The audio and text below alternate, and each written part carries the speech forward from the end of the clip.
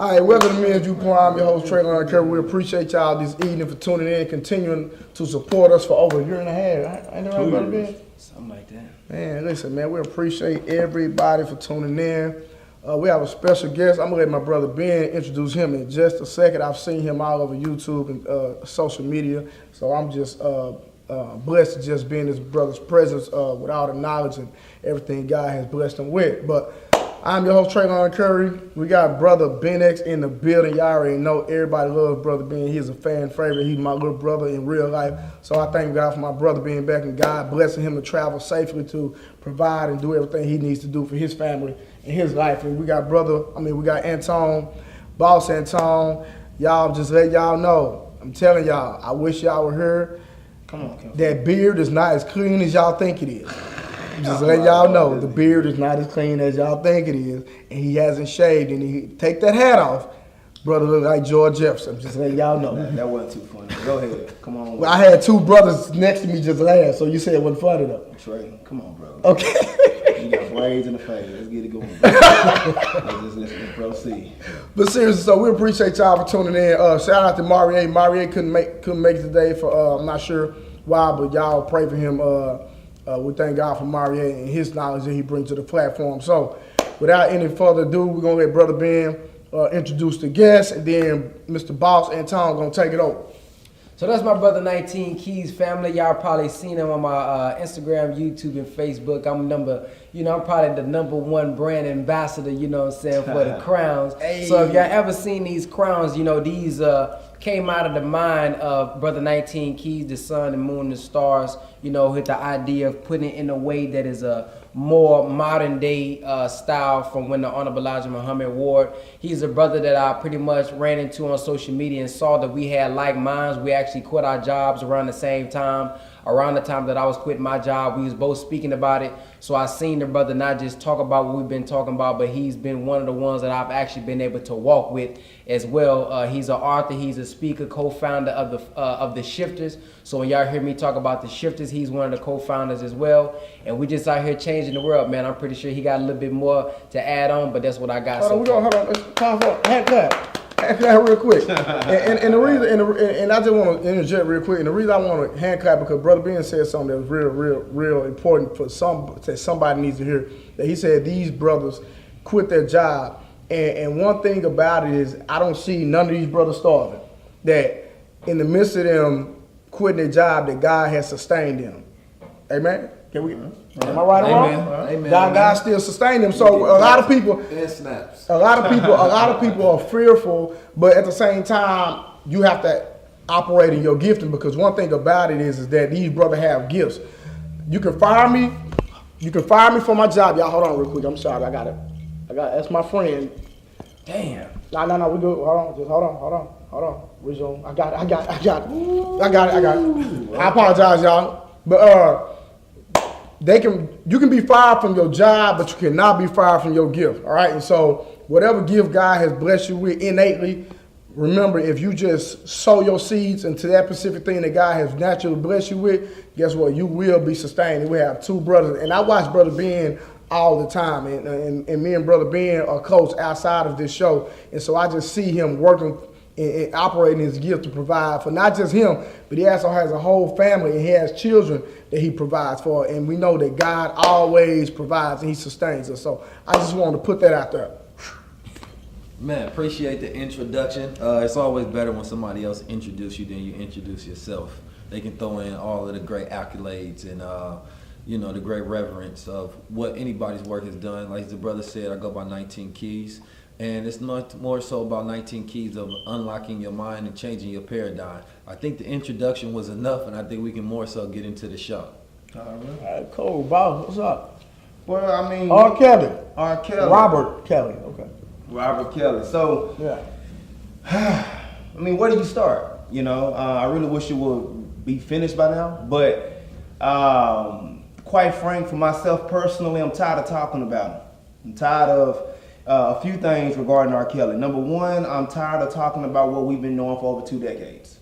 It's not a secret. It's nothing new. It's old news. But yet the media like to keep jumping on it and expanding on it, and everybody want to come out the woodworks and have their opinions, their views, do new TV shows or whatever this documentary. They got different versions of this documentary. Then they got surviving this, surviving that. And in reality, if we would have moved in on R.Kelly 2 decades ago, when it was documented he was doing this. Dame Dash speaks very thoroughly about this regarding Aaliyah when he was dating Aaliyah. You know, and 20 years later, you know, we're still talking about it. Number two, I did the homework and I found out the stats regarding rape and molestation. And it showed that 66% of the rape in this country come from white men and white women. And 13% of that, 13% of the 100% comes from black people in this country. So I'm just trying to figure out why is all through the media, all I see is Bill Cosby, all I see is R. Kelly, all I see is whoever else. And when the white men are doing Jackson. it. Yeah, never do a documentary on Michael Jackson. And all I'm saying is, you know, white men is doing this at a higher number. Why do I not see any white men on the media? Why are they not going out of their way to do documentaries on that? Get on the Catholic Church. Well, my point. White men are the purveyors of it. They are the number one predators of it and pedophiles of it. Facts. And if you look at the current narrative of what's being propagated out there is that they're trying to fix the situation and make it look like black men are the predators. Facts. And black men are the pedophiles. And that's why it's dangerous, especially in a court of opinion where a person doesn't, and I'm not, you know, directly speaking on R. Kelly, but just anyone in this new climate doesn't actually have to be guilty. They just have to be accused. And that does enough damage already. And so already black men are facing multitude of degrading things against our reputation and our character, and adding this one to the list as if it vilifies all black men is dangerous, and people have to be dangerous in feeding into the narratives and allowing it to become a bigger frenzy than the specific case that it is, which is, you know, that person doing it rather than this is all persons doing it. And so of course at a time our culture was guilty of, if he's guilty, and I think I heard Dr. Wesley say this, then the culture is guilty because we allowed this to continue. And the worst thing in the black community is our silence. You know, when there are things that happen in the household, you know, there may be things that happen in child cares and schools and with ministers and preachers. Our silence is our admission of guilt. But it does not make us the face of that sexual deviation, because that is not our nature. That is a perversion that has been created within us being in America as we take on some of the habits of the white man or just being in this American system, because as I said, they are the number one, you know, sex slave drivers and pedophiles. Been doing it since the Roman days, when it was a natural practice for a white man to mentor a young boy and then just have him by his side as they practice pedestry. And so, you know, I want people to be able to control the narrative and not feed into it, because black men are those who are in the midst of nature of putting women on the side, and the white man always put the boy next to him because he is a natural pedophile. And one thing I like to always add is the self-improvement piece whenever it comes to the news.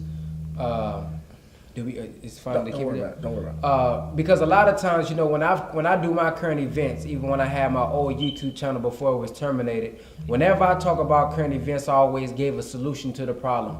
Because oftentimes, Jesus, Allison, we good. I was saying I always try to give a solution to the problem or a preventative thing that we could have done to prevent it. Because oftentimes we just feed into the propaganda, or we just put out all the bad things. And Dr. Wesley even talked about how that affects our testosterone, and all we do is continue to see us lose in the media. So whenever I see things like this R. Kelly situation, I try to see, how can I see this as a lesson? Because like Antoine said, and many other people have said on social media, we've been knowing it. Not only have he been talking about it in his music, other people that I won't name have been talking in their music as well. And it's like, we saw it as something as a norm. So to me, looking at this situation, something that got big over time, that's how we need to look at our individual problems. We all have individual problems that we are ignoring. We all have individual problems that we know are killing us. It may not be physically, but it may be mentally and spiritually, that will lead to an untimely physical death. So if we have anything that we know we're doing wrong, then we need to correct it in ourselves. If you got something in your brother, it may not be rape, but it may be something as a sin of not fulfilling your purpose. I think that's a sin. God done gave us all these gifts and you're gonna rob the people from your gift that God gave you. Come So on, that's God. a sin as well. Come on, so bro. I believe when we look at this R.Kelly situation, that's not just say lock him up, because you should also lock yourself up for not fulfilling your dream and doing what you're supposed to do. So I always try to have the self-improvement piece into it. And to me, this lesson is don't let something continue to go on and on, because just like the Bible, when you see it in the Bible, the snake was just a little snake in the beginning, but by the end time, it was a big dragon because nobody checked it. So when they came, all three came amongst the Lord, they said, and then one was the devil. Well, how didn't they know it was the devil? Because they have... Satan at that time had made evil first seeming. Well, you can't tell which one is God, which one is the son of God, which one is the devil, because we be so passive sometimes that we let things slide. So, and that kind of goes with the picking and choosing. So basically just saying that when something, when you see something, just don't overlook it. Yeah. Yeah, definitely. And then also just on And the this reason I say that topic, because we got that, I'm not gonna say black people got it bad, but I'm just saying I've seen it in our culture where we just overlook certain things. Like we accept this, but we won't accept that. We accept this, but we don't accept that. and not to derail from the topic, but just on the whole agenda of why this could be in the midst in the air is, they doing a whole pedosexual thing where they pushing to have that as a sexual orientation. Of course they are. And so, if the narrative can be that R.Kelly's sexual orientation or Michael Jackson's sexual orientation was that he had a pedophile's nature, and they can propagate that, especially using the entertainer as the poster boy for it, then it can normalize it in the future to where that can become a sexual orientation. And so awareness can always be used against us, because as a people become vastly aware of so many different things, it allows you to easier impression of people. Like I always use this analogy: if a robot walked down the street, we would only trip off of it for like 5 minutes and then go about our day, because we have so much now information and we're so aware of so many different things. It's easier to program an impression to people with bigger ideas and new ideas, when at first somebody heard an idea like this and they was all ready to kill their congressman. You know what I mean? Blow up buildings. Like this is the reason terrorism started back in the day. Now we may just get mad for a second, and then later on down the line, because we already thought that this was the normal, it's easier for us to accept when they want to push the envelope on us. You know what I mean? So it's just dangerous when you allow, yourself to be so conscious, aware of everything, but there's no shock factor from when things that should cultivate and drive for you to be against them, now just have you accepting it. Man, that's deep right there, brother. It's very deep. It's like it's a smoke screen for what's coming, right? Oh. It's just a smoke screen for what's coming. And it's kind of sad, man, how we don't unite as men. Like, regardless of what religion you are, what you subscribe to, like, right, in my opinion, right is just right. I'm not accepting no pedophilia under no circumstances, period. That's just my personal opinion, and that's my personal conviction, that I cannot accept it under no circumstances, period. It can be normalized all over the world. I would still be against it. I was told that there's a body of water that is still today that nothing can live in it, because somebody very powerful destroyed 2 cities behind sodomy, pedophilia, homosexuality, and many other things. So, you ain't gotta, I think common sense is just reign. I don't think it's an opinion. I think it's just common sense. And when you try to make unnatural natural, you just full of stupidity. My fact. But if you look at it like this, right, in the 70s, 60s, or even 80s, I guess, if you seen a drag queen or 2 men walking down the street holding hands, people would be in awe, like, what the fuck is going on? Like, what's happening over there? Like, it would shock you. Mm-hmm. And you, in your mind, you would think that you would never see full parades of it, and you would never see it in entertainment, movies, music, the whole 9 yards. Black men. Fast forward in today's time, it's normalized. Not only is it normalized, they have power. So what you think may be crazy now can just be impression into the people, and then it will become a reality if it's accepted. Yeah. So everything that you may think is crazy, like, no, that can't happen, people can be conditioned to accept whatever they're fed. Mm-hmm. And that's the most dangerous thing. I'm gonna tell y'all something happened to me yesterday, man. I know it's gonna be crazy. For the first time, I got my workout class, right? I had a transsexual in my class yesterday. I had a transsexual in my workout class. But watch this. So me, you know, I'm an alpha, period, right? So, and I always greet everybody that come to my workout class. So, this, I'm laughing because he looking at you like that. I know. Mentally, that's how I was looking. I'm like, Listen, I can't stop nobody from walking through the door. You know what I mean? So it is what it is. But this is the thing, and I've had this experience more than one time. I purposely went over to the dude, because you're a man. My workout class called Trap Fitness with Pretty Girls. You're not a pretty girl. I guess you was not a girl. But okay. Oh, but so the dude, I walk up to him on purpose because I greet everybody in my workout class, I don't care, especially if they visitors. And so he could listen. I know. Dr. Allison, you should be watching us. You should not be calling me right now. Allison.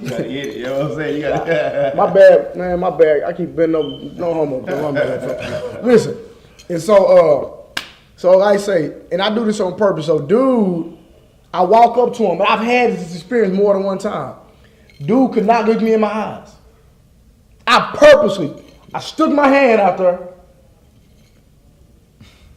Did like that and could not look me in my eyes. I was looking him dead in his eyes. Somebody must be dying. Listen, he could not look me. Listen. Calling from somebody else's phone. You got a number? Don't You know it by heart? Nah, I don't know about her. It's on the screen. I can't give a number out on thing, man. No, you can. Oh, well, he got, yeah. Jesus, Allison. go ahead with just Y'all, I apologize, y'all. One of my business partners I called her before we did the show, and she keeps calling me. So I apologize. But listen, let's move forward. Like I said, the dude could not look me in my eyes, and I've had that experience with more than one transsexual person that when I approached them as a man, they can't never look me in my eyes. I don't, you know. Because my thing is, if you were so confident in what you were doing was so right, why you just can't look a man in his eye? But then the argument on the reverse side, you know I ain't rocking with it, but then they can say regular men can't look other guys in the eye because they're insecure, for whatever the case may be. You say what? That regular men tend to not be able to look certain men in the eyes either. I'm just saying for an argument's sake. So well, I'm just saying that it's been my experience. I'm talking about my experience. I'm not saying I'm right. I'm just saying my experience. If y'all were so confident that what your lifestyle was so right, why you can't just? Oh, I agree with you. You know what I'm saying? I don't know. That's something I've never understood. Okay. They say you like Malcolm X or something. No, it's a dude named Malcolm here. Clown. Oh, okay. All right, let's talk about the whole Steve Harvey thing, man, because I don't really know too much about it. But Doc, 19 Keys, you want to talk about that real quick? It's a case of, you know, integrity versus character. And on the side of character, Monique was saying that we allow money to get in the way of integrity. And Steve Harvey was saying basically, you know, he was willing to sacrifice integrity to get to the money, if I can sum it up in such small terms. And, you know, Monique. I got it. Yeah, I'm dialing it right now. I'm going to voicemail right now. Jesus. Hold on. You guys try it again.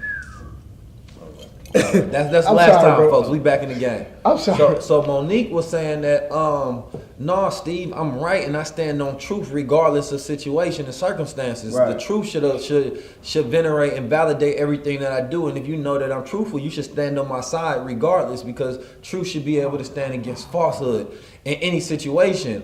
And Steve Harvey was basically saying that, no, it's the way that you do it, and sometimes you basically have to sacrifice integrity to get what you want.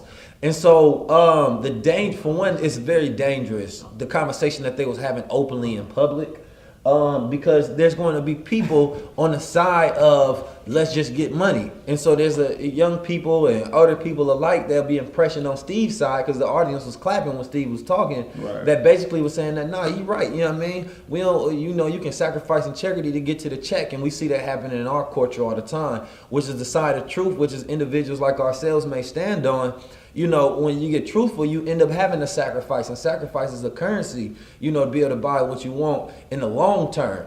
You understand me? But a lot of people want that short-term success, and they're willing to sacrifice integrity. And this sort of goes into, I think, our whole climate today, our whole culture is either caught up in between integrity, you know what I mean, a character, or getting them a check. And there's too many people today willing to sacrifice their integrity to get them a check, and that's why our boycotts don't work. That's why our celebrities not great people to follow. You know what I mean? That's why everybody is able to spin and use a narrative of today to get where they want to. Right. And I always tell people it's a difference between character and intelligence, because Unmissile Farrakhan said, you know, character without intelligence make a devil out of men. And if you look at the modern day celebrity, they may have PR people that tell them when to talk about certain conscious subjects. Or they may have, you know, an artist that may throw in keywords talking about consciousness or woke society or the woke industry today, because they realize that their fans are becoming more smarter. They're listening to brothers like BenX. They're listening to brothers like yourself, listening to brothers like myself and the shifters and things of that nature. And so now their awareness is growing. So in order to keep them entertained and captivated, then that means you're going to have to throw in key words that now affix where their mind is. But that's dangerous, because their character might not match nothing that they're saying. They're just intelligent to know what to use, but they don't actually have the character saying that I'm willing to sacrifice, you know, in order to actually see this movement outward or upward. And the people that does the real work are the ones who end up suffering, because you end up going with the entertainer instead of the person that's actually doing the grassroots work. So character versus intelligence, I think, and integrity was the whole conversation with Monique and Steve Harvey. To add to that, I think that's very important, man, to keep the integrity, and most importantly, your character, because that's what lives on after our physical death. Many of us heard about eternal life. And eternal life is not about our finite bodies, but about our infinite or infinite wisdom or truth that we stand on. Right. The Honorable Minister Louis Farrakhan said that we live on forever, because as long as the truth is here, and as long as we stand on that truth, we'll be here as well. That's why we still talking about Tupac. That's why we still talking about Marcus Garvey. That's why we still talking about Malcolm X, because they stood on truth, and we're still able to benefit on the truth that they pretty much gave to us. But if you sell your soul for money, then it's really not even worth it, because the dollar is not even worth it. That's why it's so important for us to understand that the paper that we have is really fiat money. It's not really valuable. The only reason it's valuable is because we believe it has value. True. That's why I have a course called Our Money, because I believe we as human beings is the greatest resource. I believe us as human beings is the greatest asset. I said if you chase the God within yourself, chase the gifts within yourself, and that paper money will chase you. So like, for example, me and 19 Keys, or any of us that travel, we can go to a city, and because of the work we're doing, somebody let me stay in their home. Somebody will drive me. Somebody will pay for my food. I don't have to give them physical or the paper money, but I gave them value because of the word that I spoke. I gave them value because of what I've given them out of what God has given me. So I think it's very important for us to understand the integrity over money, and why it's so important, because so many young people think that money makes them money makes them better. Yes, they may put you in a different tax bracket, but it don't really make you a man, or it don't really make you who you really think you are. It's just an illusion. That's why when people get this money, they hit the lotto. You may be a millionaire, but that don't change who you really are as a human being, because a lot of people not even prepared to use that money. Right. So I think, man, a lot of times, man, even when we beef with one another, you hear us on social media, I got more money than you though. You know, I ain't worried about that. I got more. You ain't got no bread. So what? What that mean? Because somebody can give you money. You can find money, but you can't find integrity. You can find money, but you can't find character. You can find money, but you can't find being a man. So that's why it's important for us to understand and not feed the youth this go get money thing, but then not show them the character on the other side. Yeah, because go ahead. Well, okay, so I was gonna take what y'all got going on here and kind of go a different direction, because the one thing this reminds me of is what I've been watching, the movie Roots. When Kunta Kinte first came to America and came on the plantation, you know, mentally he was still a free man, right? And as they're pulling him on the plantation, he is seeing all these Africans, you know, plowing the land, but it was only one slave master. And mentally, he even asked, because the dude who was bringing them on was a fellow black man, scared for his life, right? And Kunta is like, and there's only one. Why ain't nobody running? Why ain't nobody fighting? Why ain't nobody doing anything? That's what Kanye was trying to say. Man, right? Well, listen, and so, and when I saw with my own 2 eyes, though it's a movie, it hit home because they was like the white man said, you know, you wasn't brought here a slave, you was made a slave. So everybody who was plowing the field was conditioned to be that way. And as the movie progressed, unfortunately, Kunta got conditioned as well, and was hard not to be conditioned with that being the environment. So fast forwarding back today, it's I don't know, man. Steve Harvey got a lot to work on, even in his 60s, bro. Because when you're black, dude, and you have any bit of knowledge of who your people were and what we came from and what our ancestors came from, I think the second you start to understand and it starts to click, you have to do your part, do your share, rather little or large. And for Steve to get on national TV and tell the whole audience, black, white, pink, purple, and green, that it is okay to compromise what you is for money. You know, remember he met with Trump? And everybody was against him. But watch this. Hold on, watch this. I'm glad you brought that up. I don't think meeting with Trump is a bad thing because it could be good dialogue if the right person was there to meet with him. But here's what happened. Donald Trump ain't finna meet with somebody that's validated. Right. Trump ain't gonna meet with a Louis Farrakhan. He's only gonna meet with He already know what time. You follow me? He's not gonna meet with somebody with a backbone. Which also inherently makes him meeting with him wrong in the first place, because he know he wasn't the type of person that was going to get any. Well, now if that's the perspective, then I will rock with that. You know, but you know, to get on TV and tell the whole national audience, okay, to compromise what you stand for morally and your integrity for a paycheck. Brother, you're wrong, Kinfolk. And what else would you do? I want to say real quick. Did y'all see the video? Because I know Robert Powell. He posted. He's a pretty well documented, decorated comedian. His name Robert Powell, and he posted a video on Instagram of Steve Harvey, and he posted in the caption, he spoke it into existence. And when he said it'd be a monkey. He said, "I'll be a monkey."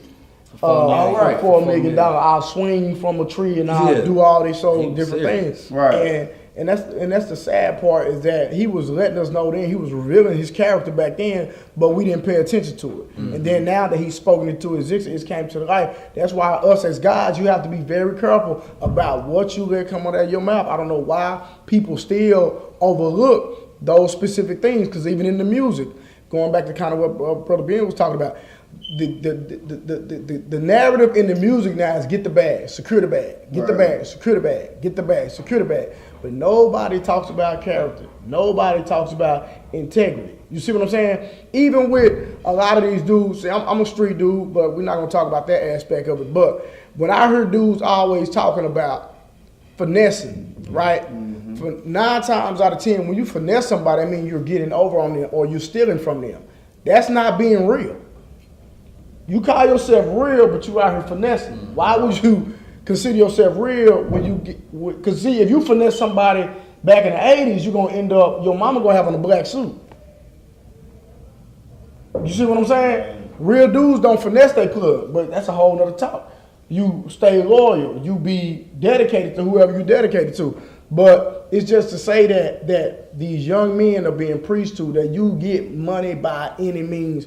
And that means even if you compromise your character, if you compromise everything that you stand on, get the money. And that's the same thing Steve Harvey was saying. Right. And it's a shame that we're being conditioned. And that's why men, let's go back to this, that's why men, real stand-up men who have a standard, is so important in raising our young men. That's actually what I was going to actually talk about. Me and Brother Jabril had a similar conversation with Dr. Wesley. 19 keys. We go by 19 keys. Oh, I'm thinking. But the 19 keys. I didn't know who was talking about.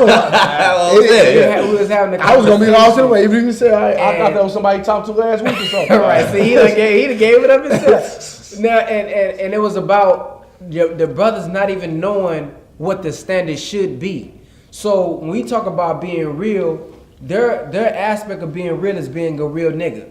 So if I rob somebody, I'm a real nigga. Or if I do something slimy, that I'm makes glad me you said real. that. I'm glad you but said it's not a lot of times it's not their fault. They just don't know what real is. They don't know what the image is of being actually real. So they need to come in contact with a lion. See what I'm saying? They gotta come in contact with a real man so they can have an example of what the standard actually is. True. And when it comes to Steve Harvey, that's why I believe being free from the white man mentally first is important. Why? Because if you're not free from him mentally, but then you may get a little money, you still not free. You just a Facts. rich nigga now. Bruh. See, you a $40 million slave. So, for example, there was a brother who called me one time, I'm sorry. and he said, "Brother Ben, we can't take for granted the knowledge that we have, because we're taught the knowledge itself produces love for self, and love for self produces respect for self. The Bible says what? Perfect love casts out all what? fear.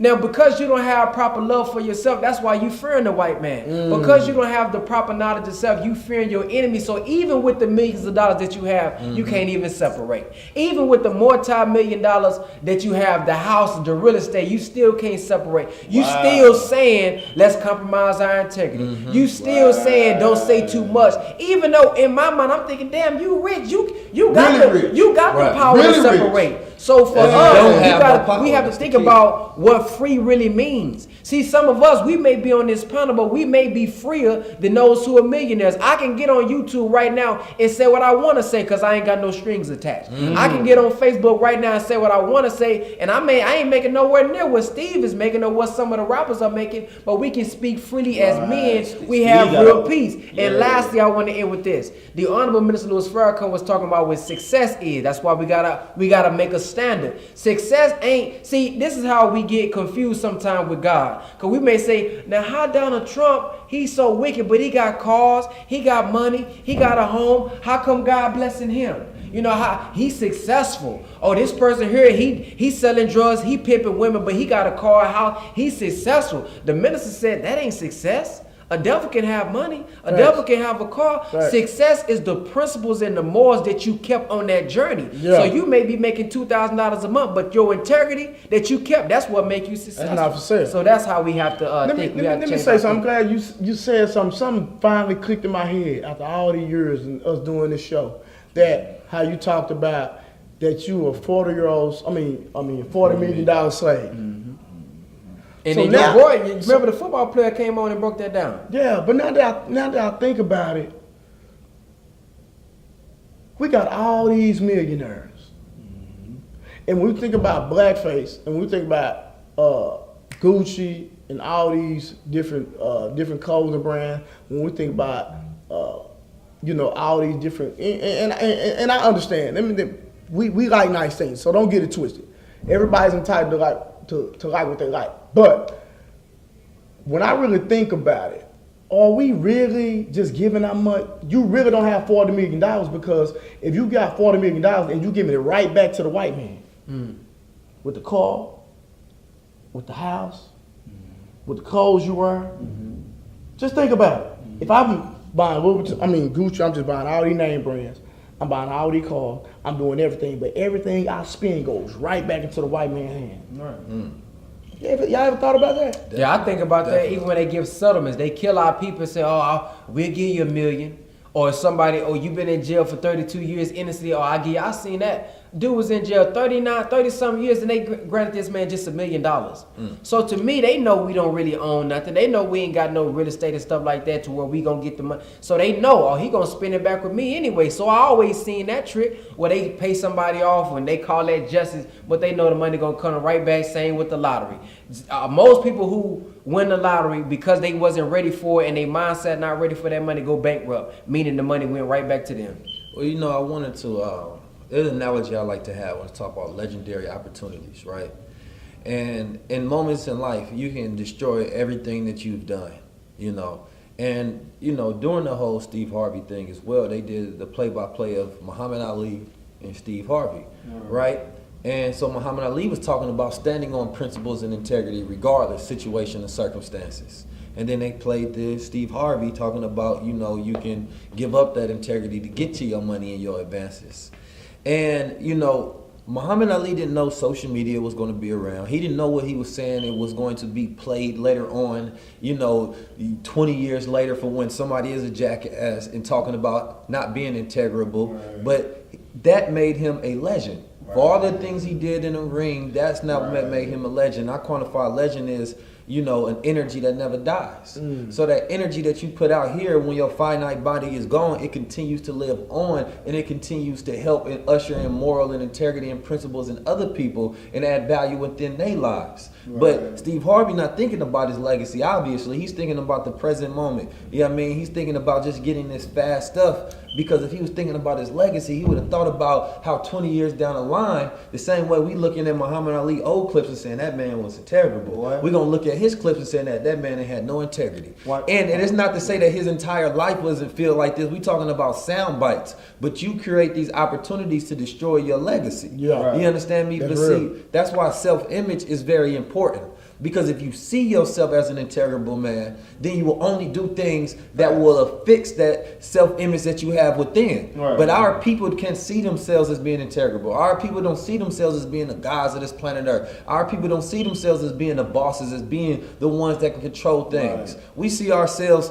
in this caste system of being artisans or politicians and musicians and having some place within the world. And so in the African caste system, it's the oppressed people, it's the people on the lower rank and the lower class, the ones that were slaves and things of that nature. Those were the only ones that were the true revolutionaries, because they had the spirit of destroying the current world because they had no place in it. So they was able to, if the old world is destroyed, then they got everything to gain out the ashes of it. But if you are still, if you have gain within this world, you don't want things to be destroyed, because you lose all of the so-called power that you believe you have. And the position and the maintenance of that allows you to, I don't want to be that dangerous to this world. I don't want things to change too drastically too much, because if you're a celebrity and you got millions of dollars, and the way me and Brother Ben talking about, we want this old world to go out and the new world to come in, that means that we want all your power and your money to go out as well. But that means you would have to sacrifice everything that you currently have, everything that you currently maintain, so that a new world after you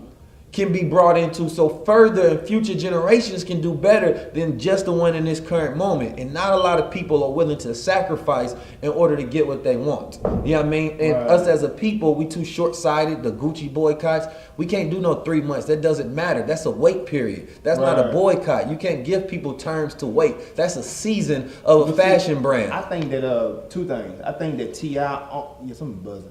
I think T.I. only did that. Right. I think T.I. only did that or put that out there because he knew that going the long haul, many wouldn't do. I'm pretty sure he's probably going the long haul. Others who took it very seriously, but for he kind of viewing for what it really is. We know when it comes to the culture, he's like, hey, can we at least ban for this amount of time to make some type of a statement, because he already knew that we wasn't going to go the distance.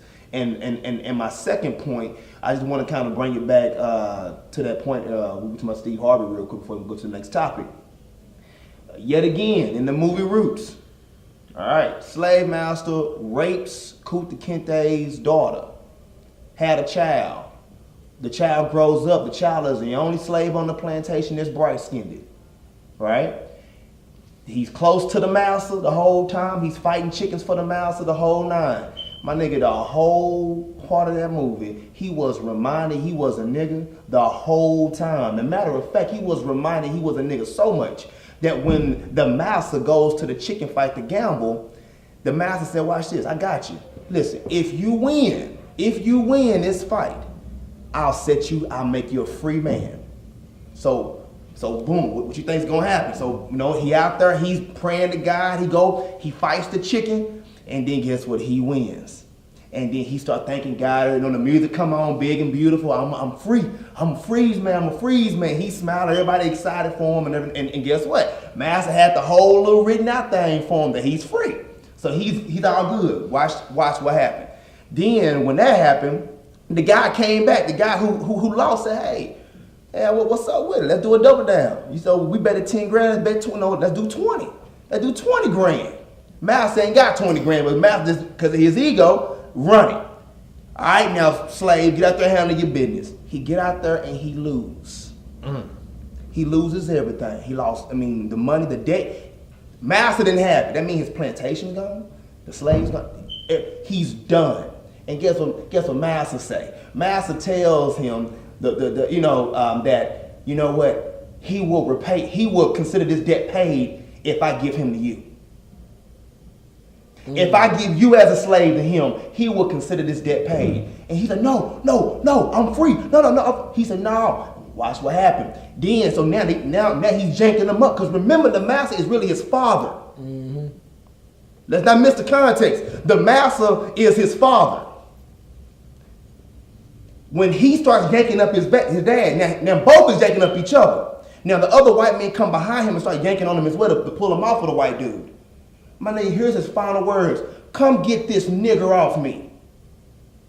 They yank him up, put him on the back of the wagon. Y'all actually walked in on that scene. Put him on the back of the wagon, chain him down to the back of the wagon, and sent his ass on to London. The niggas were from London. They was in somewhere in the South.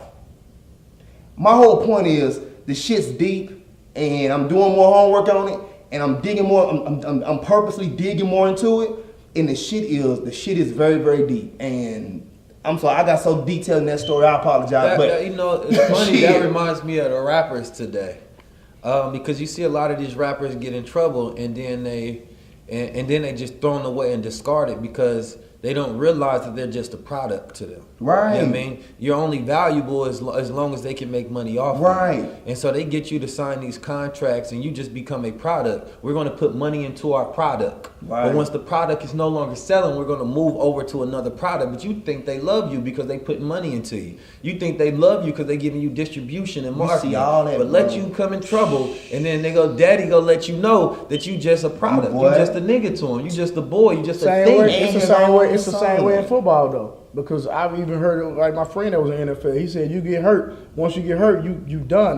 They throw you away. Exactly. That's then why you try to come back to your people. And that's why football money not guaranteed. Because they know as soon as you get a major injury, they will throw you right out. They will use you and abuse you. Right. Period. Until you cannot benefit them and their organization no more. Right. And then you are done.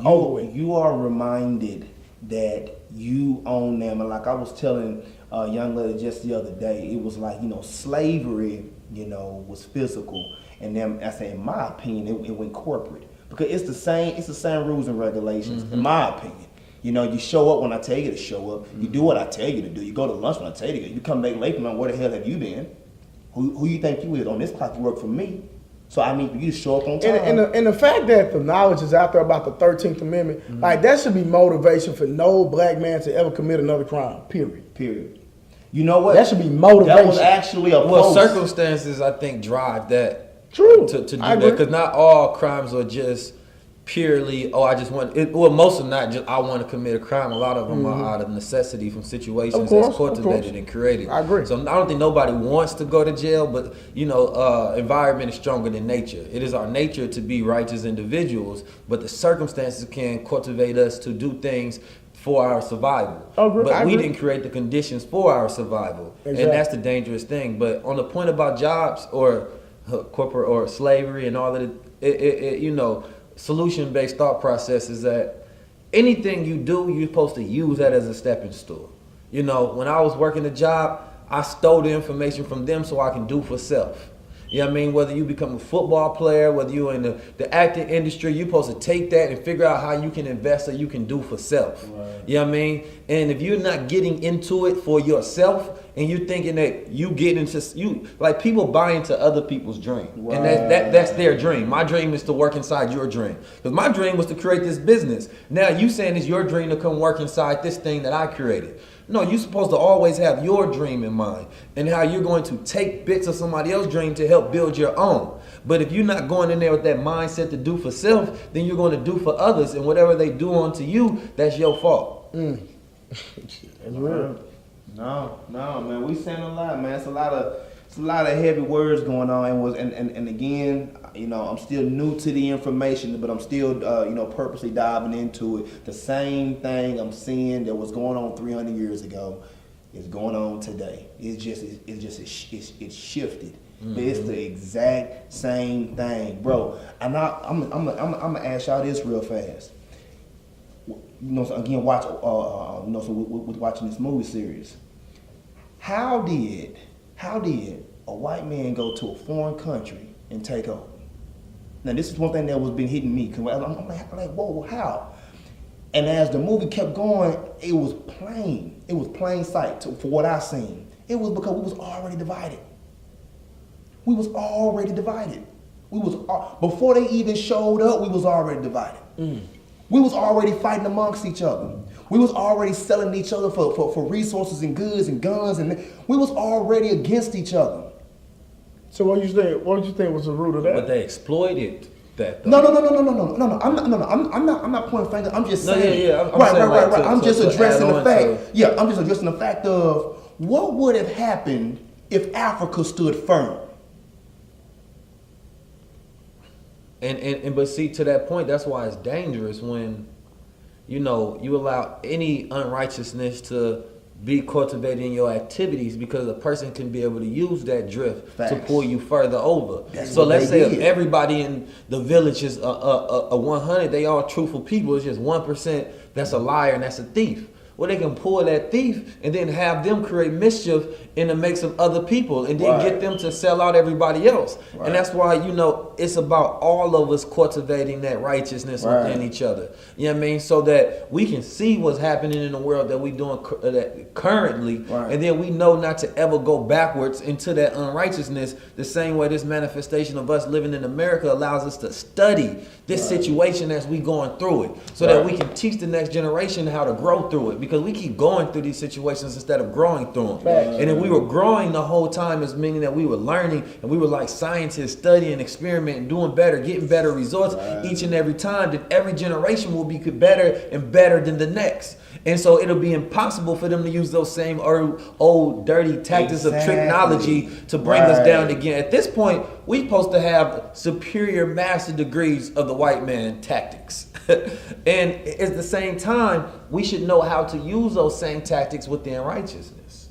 Because the white man gives us blueprints to success.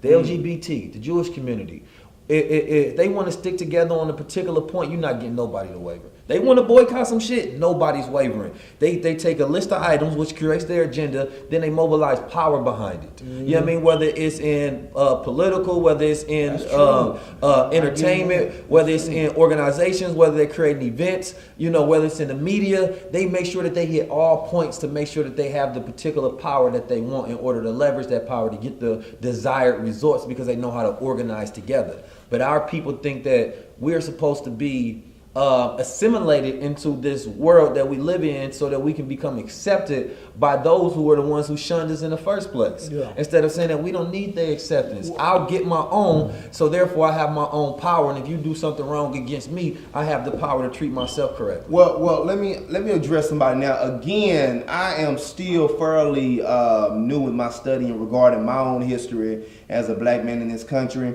but Bruce Lockett says it was fear as into why the white man was able to take over. Now, I can't say that was true or not true. I wasn't there. But hold on. But from my homework, I don't see fear. Now, I can be wrong. I can be right. I can be left. I can be diagonal. But I don't see that we were scared. We fought that whole damn way, all through the ship, all through everything. I don't see us being scared was an issue. I see us already being divided.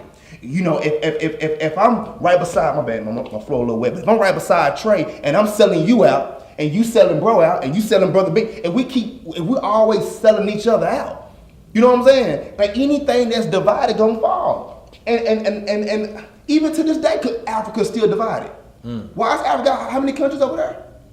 Muammar Gaddafi tried, they killed him. I bet they did. Killed that boy. So from what I'm seeing through my studying is that it was division. And just like when you come into, to Dallas, we got South Dallas, Oakland, different hood. All this division for what? For what? One thing that the white man got together is there's no real division on the end. If you're white, you're right. You're white. Yeah, you white, you white, you in that thing. Now here we is, the yellow dude, the dark skinned dude, we always divided. And even before the white man came, through my studying, we was divided then. But you divide through conquering. It's conquer and divide. It's not just come and divide. They fought wars even in Africa to keep the white man out. I agree. Like through Hannibal Barca, and then Scipio Africanus came in there, and then he was able to he won after Hannibal Barca did his retreat. You know what I mean? Because Hannibal Barca was one of the most successful generals in history Right, as far as his military campaign against Rome. Right. And Scipio Africanus was the one who was able to conquer that part. And at that time, you know, I believe they said it was called Ethiopia fully at that time. Okay. But here's the thing about Africa is that it was all under one name. As we talk about Normalization Muhammad, it was all under Asia. So everybody identified themselves as Asiatic individuals. You know what I mean? It wasn't until landmasses became conquered and people started naming, no, that's Africa over there, that's Ethiopia over there, that's Nigeria over there, that's Uganda. Now the people started to become separated, saying that I'm different from you. You Hutu, I'm Tutsi. You know what I mean? And when you have that divide and conquer, we can say, well, the Hutus are a little better than y'all. You know what I mean? They say y'all lying thieves. You know what I mean? Those are the grand people that deserve everything in this country. We gonna make them higher class. We gonna make y'all lower class. So it was conquer, then divide. You know what I mean? But the conquering always starts in the mind first. You know what I mean? The physical conquer, you can always get over that. So that's why, to add on to your point about John Locke, the Elijah Muhammad said they put fear in them when they was little boys. You know what I mean? So that took time. We not, you know, there was a lot of slave rebellions throughout, you know, slavery. There wasn't no just one. It wasn't just Nat Turner. There was many of them. Oh, right. But the fear that they had in this as little boys is the reason that a lot of men today grow up with that fear and they grow into that fear as grown males. Being conditioned. You understand me? And I qualify that male because we got to put standards on manhood to say that you cannot be fearful of the white man and we consider you a black man. You are a black male. You are a black boy. But when it's not until you grow out of that fear, you become a protector, a provider, and a producer that you qualify for the manhood title of being a black man. Right. You understand me? Because that means you have a black mind, and black being the essence of all colors, we talking about the original mind, the natural mind. Right. So if you have a natural mind, then you are a black man.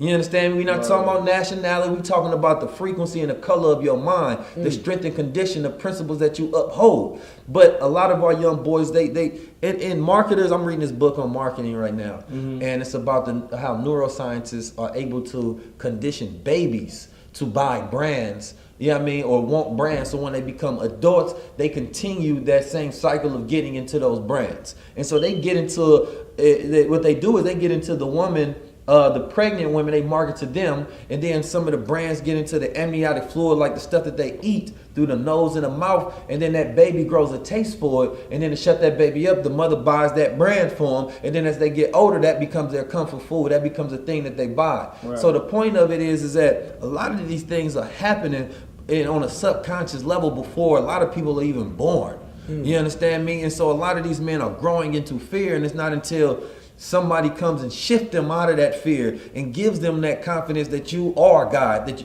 then giving them that self-knowledge to where if I believe I'm God, how the hell can I be afraid of a devil? Right. How can I be afraid of any system? Like I done been through a trial and fought the whole thing. You know what I mean? Through over a 6-month period, and that was only because my mother and my father taught me I was a God. So therefore I had this ultimate superior confidence, and I used to think all the time, like, and maybe I was crazy in a lot of situations, I would always think, what would God do? I remember being shot at, and I was like, this ain't my time to die, I'm a God. Now, of course, you're not supposed to be used in that manner. You know what I mean? I believe you're supposed to be, first order is having knowledge, not ignorantly putting yourself in the harm of danger, believing that you're invisible. Yeah, I'm not gonna put a gun in my head while it's loaded. Like, I'm a God, you can't kill me. Yeah, we're gonna holler at you, bro. The confidence worked when I was younger. You know what I mean? So that it becomes a filter. So of all of these things that they telling you, you a nigga, you ain't shit, you can't do this. They instilling all of these fear and they feeling all these negative self-images. But remember, you got the superior image that I'm a God. So that God image becomes your bulletproof. So whatever the world throws at you, it's not going to pierce the armor of your godhood. And so that's why it's important that the young men, you know what I mean, and the young boys know that they are guys at a young age, because if that's their image, then that's what's going to be their outer reflection of growing into that godhood. And to quickly, you talked about even in the womb, Dr. Wesley talks about how a lot of the things that the women are on while they're pregnant is actually feminizing the males and masculinizing the men. Same thing with the weed. A lot of people don't know about that. The high levels of THC. You know, a lot of times, of course, the CB oil is good and the natural cannabis. But we're talking about the high THC level, high mess with your testosterone. And the reason I'm bringing that up is because the Honorable Elijah Muhammad also gave us, you know, the lessons from Master Fard Muhammad, which basically says in the English lesson C1, why does he fear now that he's a big man? And it's because the devil taught him to eat the wrong foods. Now the wrong foods, a lot of these foods have things in us that messes up our testosterone and throws us off and makes us more feminine, which is what 19 Keys always talks about a lot with the 1 and the 9. You know, it makes us more feminine than being masculine. So now we're fearing certain things. We're fearing men. We're fearing all kind of different things, and then we also don't have the knowledge of it. I think that's what it actually means in the Bible when it talks about there was a man or a boy in the Bible, and he saw a group of men, and they looked like trees or they looked like giants. Then Jesus came and it said put spit on his face, so he put his hand over his face. Now he sees them as they are, as men. So for what that means to me is somebody came and gave them knowledge of self. Somebody came and woke their eyes up and gave them a type of knowledge that'll wake them up from the condition or the mindset that they was in, where they can see people as they are. Like Brother 19 Keys said, when you realize that you are truly a God, and that you are the original man and woman at this, and all of these people came from you. This has nothing to do with hatred, has nothing to do with anything other than biology, and this is actually science that everybody is grafted from the original black man. Now, if you can see how powerful they are with the limited wisdom that they have, they only have certain books of the tricknology, the limited wisdom that they have. Look at what they're able to build. So we came together and united as one. That's why we are taught that 98% of our problems could be solved if we just united. The Honorable Elijah Muhammad said our unity is more powerful than an atomic bomb. Why? Because it don't matter if you Christian, Muslim, Hebrew. Man, we all one, and once we come together on that one accord, and we can do plenty, we can do much. Like, for example, somebody said one time, look at how much money we can come up with when somebody dies. You come up with that money in 7 days. How come we can't do that and be proactive? Our people so much are so reactive sometimes. We should be proactive. You mean to tell me your mother died and you didn't know she was gonna die? Y'all scrapped y'all hustled together to get the money for the funeral, or we can't come together as a family and say, man, let's get 10,000 within a month, and then we do something productive before something happens. You know, so a lot of times in our community, we show our power only when something happens. So when Trayvon dies, now we all come together. When Mike Brown died, now we come together. How come we can't come together? Because it's just something we're supposed to be doing. Bro, what I'm seeing, and it's funny y'all saying this, bro, like real talk, what's happening today is the same exact thing that was happening back then. We have been conditioned, and it's good, you know, brothers like ourselves and many more out there, you know, in America, who is waking up. Like, man, we gotta come together. We gotta do it, even at the bare minimum. If it's just showing that black men can come together for something positive, that type of narrative needs to be put out there, because I'm no black men watching. I am not your enemy. I don't want, you know what I'm saying? I'm not against you. All I want to do is uplift and support and bring, you know, and share love and receive that same respect in return. Bro, again, I would just encourage, if anybody's watching this feed, if you have not been studying your history and knowing what it's one thing to know about it. Well, that was back then. No. If you can just go back 200 or 300 years and just immerse yourself. Get muddy with it. Throw it all over you. I guarantee you, once you come from that mud and you raise your head, you can identify all the nonsense that's going on today. And I am a product of that. As I still learn, I'm identifying it. I'm identifying Steve Harvey was no better than the mixed child in the home. He was no different. You thought that you was better. You wasn't better. You was still a nigga. You was still a nigga. And you was a blood child of the master. And get this nigger away from me. You still a nigga, bro. You gotta. The only man in the movie that was free was Kunta when he first came to the land. Mentally, he was still Mendingo. He didn't get the customs. He didn't understand why there's 200 slaves and one white dude on the horse. Brother, you would have been dead a long time ago where I come from. Hold on, man, bro, I can go, man, just from what I'm seeing, Kunta didn't get it. Right. He didn't understand. Why are we not killing these people? What are you talking about? We kill back home. We kill. We don't play that back home. You know what I'm saying? We don't play none of that back home, brother. Now all of a sudden, I mean, and we are outnumbered when we fight. Type, you know what I'm saying? Right. Now it's 1 and it's 200 of y'all, and y'all not fighting. But see, Kunta was a Muslim, and he already had a God that he feared. So it was against his way of life to even fear the white man. It was against his way of life to even work and to be subjugated to the white man, because he already said that, fear no one but Allah. And he already was going to be a slave for Allah, so he couldn't be a slave for another master, because that means that you was making him your God instead of Allah. And you was being subjugated towards that fear. Right. And, I always say confidence is the ability to hold on to truth. Right. And when you confident, it also instills courage. Courage is the ability to act in the face of fear. Right. You understand me? But that does take that masculine entity, because the masculine slaves, and this, you can Wikipedia this, they always say that the Muslim slaves were the hardest ones to make into slaves, because they had their own way of life already. They had their own God already. You know what I mean? They was warriors, protectors, fighters, producers. Right. You understand me? So it wasn't until, of course, they robbed them of religion, robbed them of their language, robbed them of, their everything, until that's when they was able to condition them and make them slaves on a subconscious level. Right. We're not talking about conscious, go work for me and physical harm. That I'm not a slave. That I'm fighting against something physical. But when you are a subconscious slave, to where there's no borders on the plantation and you ain't ran away, or there's no reason you ain't pulled the gun from the master's clip and shot him, that's when they got you. Yeah. And their goal was to, as Mr. Farrakhan was talking about, I forget who he was quoting, but he was saying during the Savers Day address we just had, was that they wanted to take every bit of the light out of the black man. You know what I mean? And once they did that, then that's when they no longer had to worry about him.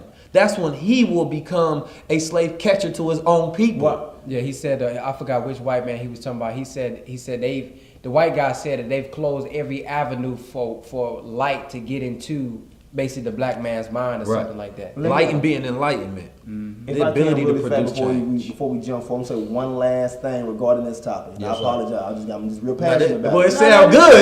You're going to have me watching it. I'm going to watch Super, because he done gave a whole documentary about it. I think he got an affiliate link somewhere, man. He getting paid. Y'all ain't peeped it, but we talked about the subject, and he got his own subject over there. But one final thing, and it's regarding black women. Okay. And as I well, no, I'm all good for it. Okay. But as I immerse myself within what's going on, what's crazy is that our women went through the pain and endured the pain right along with us. Number one. Number two, they still stuck by our side as we was going through the nonsense and the beating, along while she was getting beat and raped. There's a scene, I'm going back to the thing, but as they're on the ship coming over to America, the white man on the top boat says, bring me the woman I like. And come to find out, that's the same woman Kunta was gonna marry back at home. Kunta's whole face went left. Fuck you mean? And the top dog, who come from his tribe as well, was like, not yet. I know. And he like, I want to kill him. Long story short, the white dude just bring her up when he feel like it to just rape her. And guess what? And hold on, and watch this. The black woman wasn't laying down. When they pulled her up the first time, in Antoine words, she was like, fuck that. Fuck that.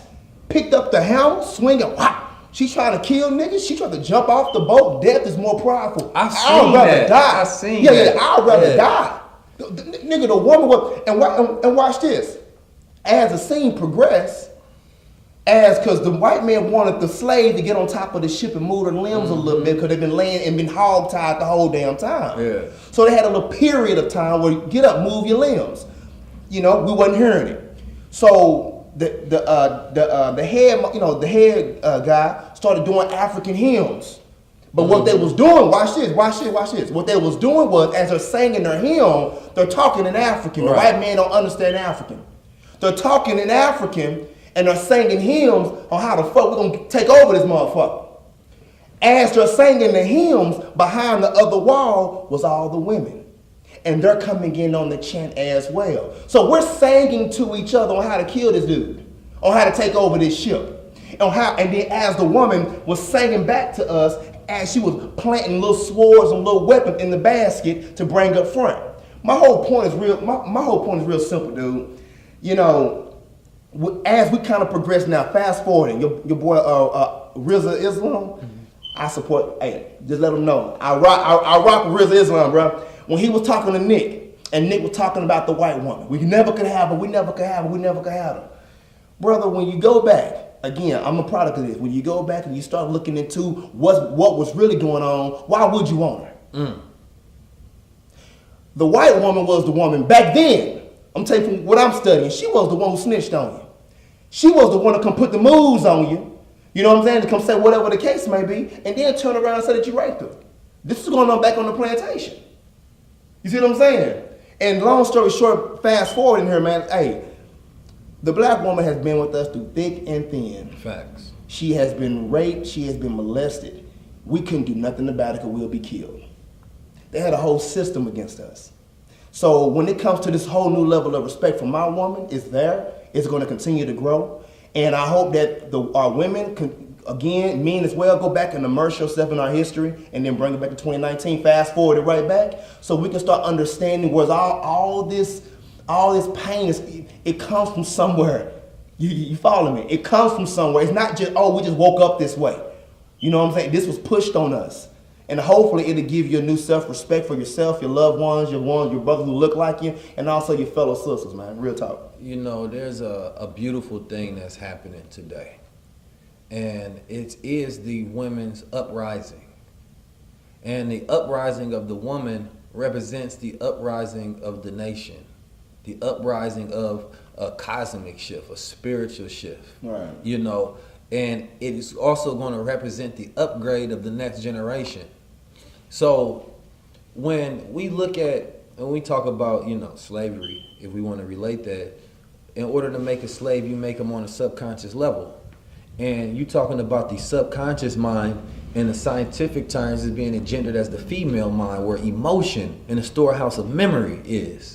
And that's where you impression ideas, that's where you impression fear and things of that nature, right? Mm-hmm. And so when we're talking about the shifts that are happening now, we're talking about a shift on a subconscious level. When a woman is rising into position, when we're dealing with things like Me Too movements, when we're dealing with things like pedophilia, when we're dealing with things like women's rights, you're talking about the emotions of our society starting to rise up, and then rise up above emotions into the thinking of a guy was more so that logical and reasonable mind, was more so that male mind. And so that matriarchal shift has to happen in order for us to get back into position of where we need to be. You understand me? So those things that we, you know, hear about where women will complain about things, in reality, men didn't take them that serious. We didn't have the level of empathy to understand the plight of the woman. You understand me? But now you're seeing a lot more men growing into a maturity, into what I like to call divine masculinity of the higher mind. Right. You know what I mean? And now you can understand why this subconscious shift needs to happen, because now a lot of men are thinking like women, and a lot of women are thinking like men. That's right. And so I call that the 1 and the 9 mind, as he brought it up. That one mind being logic and reason and consciousness, where you have that conscious thought, and that subconscious mind, of course, being emotional and logic, that female brain. You know what I mean? Anything that's producing a feeling of expression. You know what I mean? That's that female. Not even in the gender sense of it being part of anything to do with a woman, but the energy of the female. But it's important when you look at the shift that's happening, and that's why I call it a beautiful thing, is because the fact that the woman is rising is also that the man needs to rise up and continue to grow as well. True. You understand me? But this is going to be great for our future children, because if they start to grow into confidence and they're not growing into fear and insecurity, then they're going to produce that into the next generation. You understand me? And therefore, the man needs to be right there on the side of that woman, growing as well, so he can be in a household with that child, cultivating the next guy of the next generation. But as now that this shift is happening on the subconscious level, we're able to fully immerse ourselves out of the slave paradigm, the slave master's paradigm. And now that our woman is risen back up from going through all these years of degradation, and we seeing her being raped, which is also still in our eyes of seeing the value in our own women because they went through the struggle of standing next to us, that we looking at them as if they're degraded and are not as valuable as they're supposed to be. And to the point of, of course, white women are not a prize. Just because you are somebody says you can't have something doesn't mean that you need it. You understand me? Real. It doesn't make it more valuable. It just means that you're restricted from it. You understand me? And I was watching a interview of Dr. Wesley, and he was talking about how white women or black women are always being sexualized, the Jezebels of the community. Right. You know what I mean? The twerkers, everything that has to do with a black woman is sexualized. Right. And we see that, of course, is enough to showcase that. And the white woman was always so-calledly seen as this purity. You understand me? The thing to go after, this princess in Disney or whatever it may be. And if you look at the juxtaposition of that, it's dangerous when we allow the narrative that our black women are only sexualized, mad women in this society, instead of looking at them as what they truly are, which is our gods on our side. You understand me? And it's not until we flip that narrative, not on the conscious level to say, oh, I love black women. That's not enough. The narrative has to be switched on a subconscious level to really love black women. You know what I mean? I'm talking about all complexions, because a lot of brothers can only love light-skinned women. You know what I mean? Not everybody can love a dark-skinned woman because of how you've been programmed. I can. I'm sure this panel can love a dark-skinned woman. Longer in the oven. But also not to be colorist and say that I only love dark-skinned women, but all shades of black women has went through that same condition. I love them all, but I'm just saying it's a special one. It's a special love for the chocolate. But when we have that shift to where for one, it starts with self-love. Because the more we love self, the more we will protect that which is conducive of our self-interest. Right. So if the reason you wouldn't cheat on a woman that you with, if you're not going to cheat on a woman that you with, is because, let's say you got a good woman and she's doing great things for you, well, it's self-love to protect that which is in your self-interest. So if you cheat on her, it's self-love to protect that which is in your self-interest, which is your best interest. So if you love self, then you're going to treat her right because she's going to keep treating you right. And then if you treat her right and love her, then you're going to protect that which comes from her, which is the children. So it's going to create a cycle effect.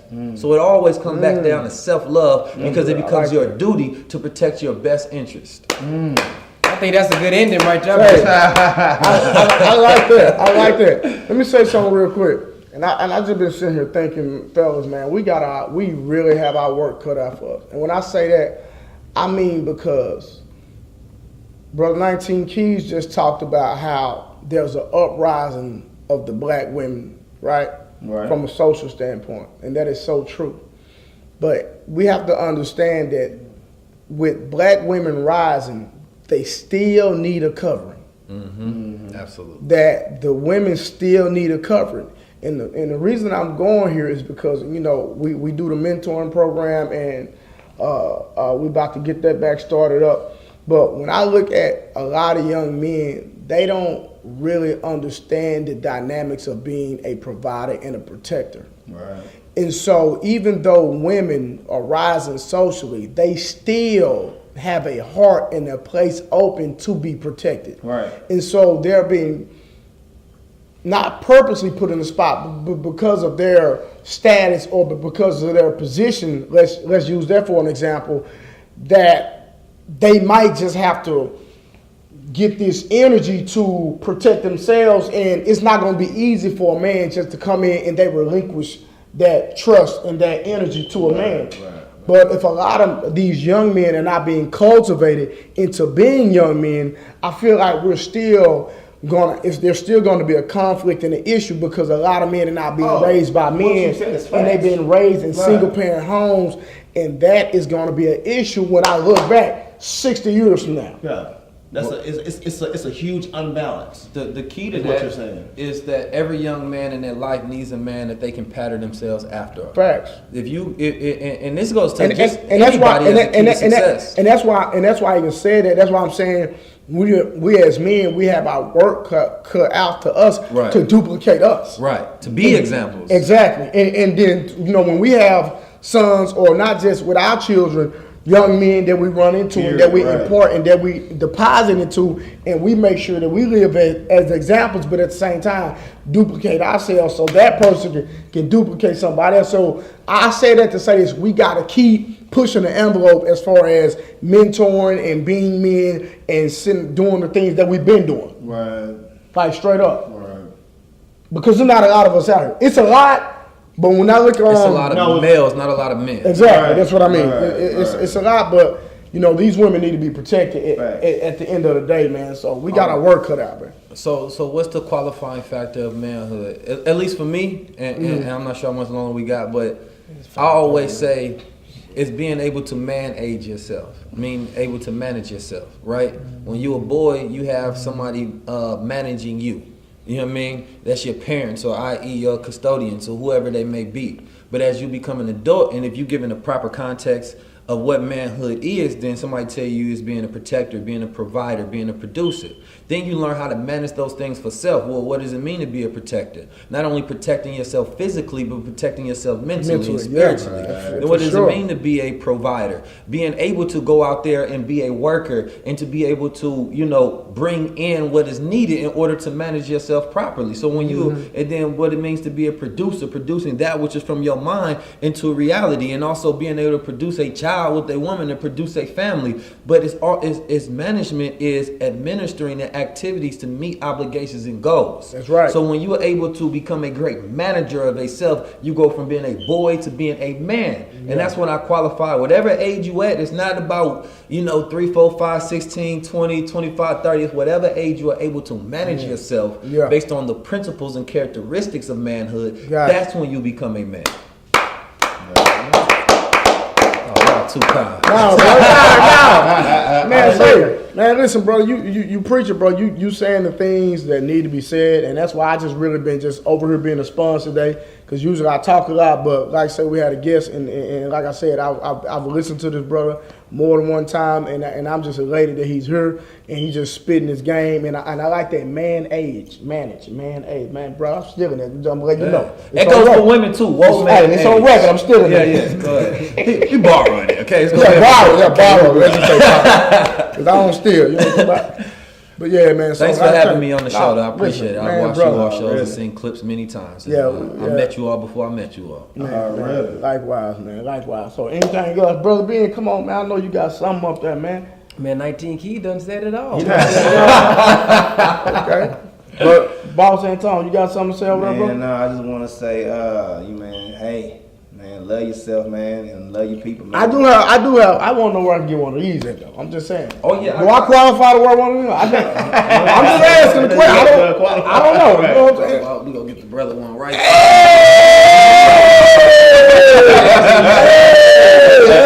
Hold on. Catch me slipping with a crown. Man.